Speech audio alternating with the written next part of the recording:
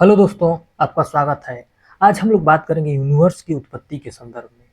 देखिए, इसके संदर्भ में दो सिद्धांत दिए गए हैं। पहला है परंपरागत सिद्धांत और दूसरा है आधुनिक सिद्धांत।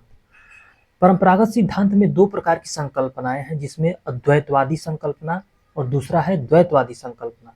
अद्वैतवादी संकल्पना में ये कहा गया कि ब्रह्मांड की उत्पत्ति एक तारे से हुई है। इसके समर्थक हैं, इन्होंने ये कहा कि ब्रह्मांड की उत्पत्ति एक तारे से हुई है, उसमें बफन, कांट और लाप्लास। वही द्वैतवादी संकल्पना, इसमें कहा गया कि नहीं, ब्रह्मांड की उत्पत्ति एक तारे से नहीं बल्कि एक से अधिक तारों से हुई है। इसके समर्थक थे चैम्बरलिन और जेम्स जीन्स। वहीं अब देखते हैं आधुनिक सिद्धांत।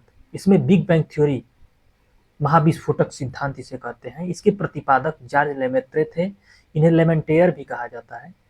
इसकी व्याख्या जो है रॉबर्ट वेगनर ने 1967 ईस्वी में की।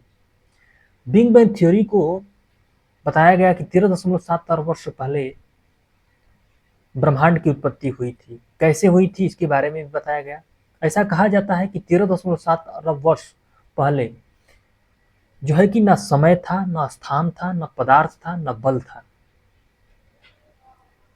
उसके बाद ऐसा कहा जाता है कि 13.7 अरब वर्ष इसी दौर में बहुत सारे कण सघन होते गए, अर्थात एक दूसरे से करीब आते गए, और वह एक सिंगुलर पॉइंट कहलाया, जिससे आयतन कम हुआ, घनत्व बढ़ा, तापमान भी बढ़ा।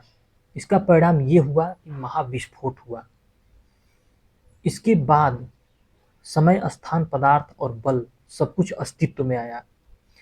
महाविस्फोट के कई हजारों वर्षों के बाद प्रकाश का अस्तित्व हुआ, तारों का भी निर्माण हुआ। वही कुछ नोट देखते हैं। टालमी जी क्या कहते हैं कि पृथ्वी जो है ब्रह्मांड के केंद्र में है। कापरनिकस कहते हैं कि ब्रह्मांड के केंद्र में सूर्य है। कैपलर महोदय ने ग्रहीय गति का नियम दिया और जॉर्ज लेमेत्रे ने 1927 में फ्राइड लेमेत्रे रॉबर्टसन समीकरण का प्रतिपादन किया। जय हिंद दोस्तों।